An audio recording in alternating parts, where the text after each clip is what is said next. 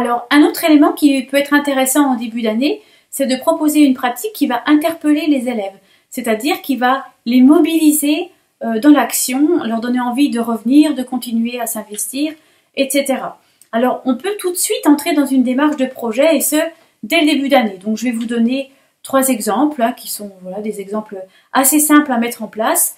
Donc, si on rentre dans une démarche de projet, ça veut dire qu'on construit un module et qu'à la fin de ce module, il va y avoir un aboutissement concret, donc une finalité.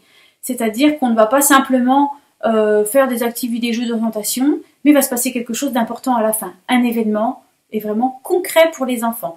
Et donc, c'est vraiment cette finalité qui va les attirer et qui va faire en sorte qu'ils aient envie, en fait, qui va les motiver.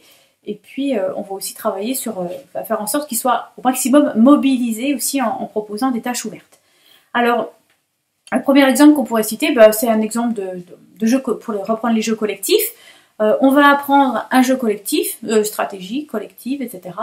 Et d'ici 2 ou 3 semaines, on explique aux élèves qu'on va inviter la classe d'à côté ou l'école d'à côté à venir jouer à ce jeu.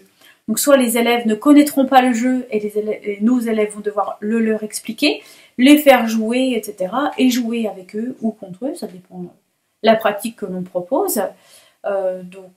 Soit c'est un jeu que les 2 classes vont connaître et ça va être simplement une rencontre à un moment donné. Alors les élèves aiment beaucoup rencontrer les autres. Donc c'est assez simple à mettre en place et ça crée un aboutissement qui n'est pas compliqué à mettre en place.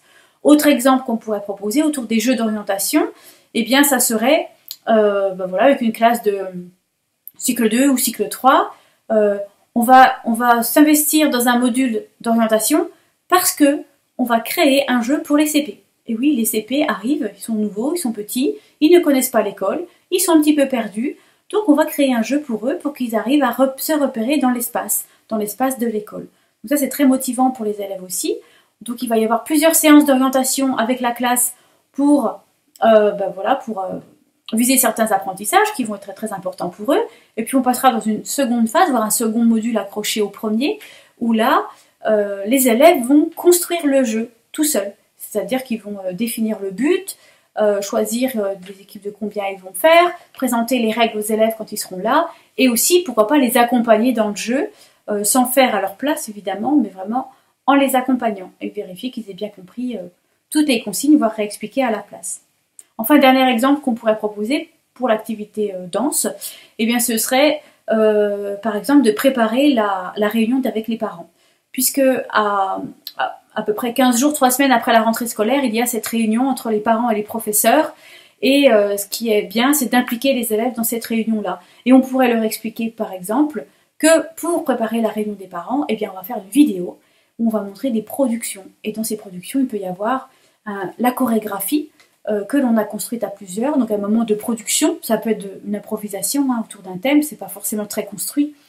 Mais il peut y avoir une présentation pour montrer que déjà, on a construit des choses, voilà ce qu'on a appris depuis le début de l'année, et les pratiques collectives seront d'autant plus appréciées. Donc on voit que dans ces exemples, la fin du module, elle est vraiment importante, elle doit être concrète et attrayante pour les élèves. Et à chaque fois, il y a vraiment une finalité de partage, de coopération à un moment donné, et les élèves vont devoir s'organiser entre eux, donc évidemment accompagnés par l'enseignant, pour pouvoir atteindre ce but commun.